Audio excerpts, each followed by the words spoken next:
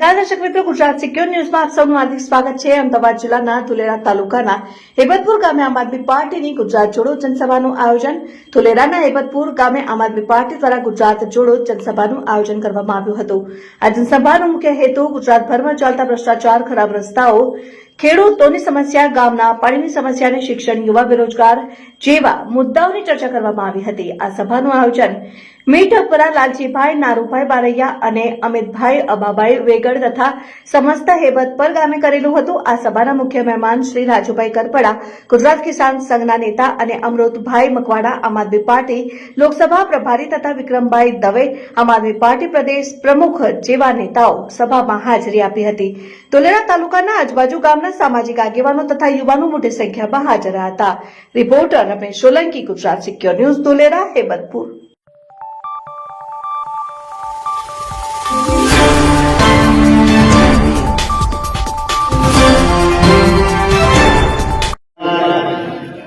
भाई श्री अमृतभाई मकवाणा, साथ ज कानजीभाई वाला, अजयभाई जमोड़, भाई श्री अभाभाई, लालजीभाई मीठापरा, हसराजभाई, भूपतभाई जमोड़, અને આજે મોટી સંખ્યામાં આજનો કાર્યક્રમ નિહાળવા માટે પધારેલા અહીંયા ઉભારેલા ભાઈઓ, માતાઓ, બહેનો, મોટી સંખ્યામાં ઉપસ્થિત વડીલો, યુવાનો અને નાના નાના ભૂલકાઓ, આપ સૌનું હું રાજુ કરપડા હૃદયપૂર્વક સ્વાગત કરું છું।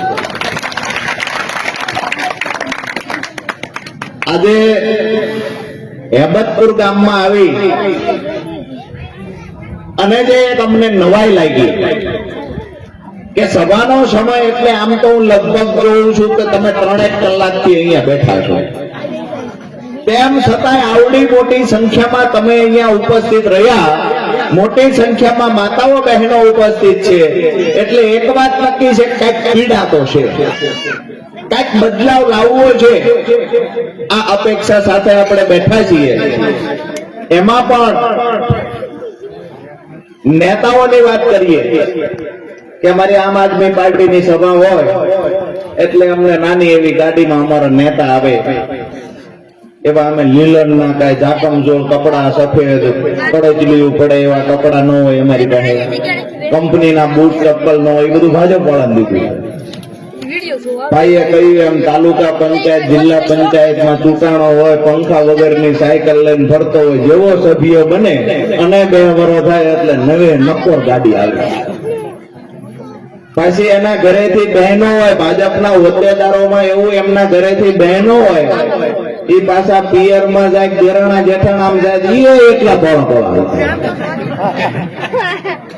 એ પાછા એક કે અમારા એ તો ભાજપના મોટા નેતા છે, એટલે 5 બહેનો પાછા પ્રસંગમાં આવે એટલે ખુરશી દેવાય નહીં, આ તો ફલાણા ભાઈના ઘરેથી છે, ખુરશી દેવું છે। અને ઈ બેન પાસે આવીને નખરા કરે, હું તો હેઠે બે હતી ને, હું તો ખુરશીમાં જ ખાઉં છું।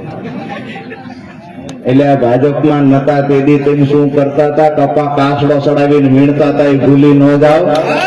5 દી તમે સત્તા હાથમાં આવી છે, ઘડીકની વારમાં બધું ભૂલી ન જાય છો। સમય છે, સમયને બદલાતા વાર નહીં લાગે।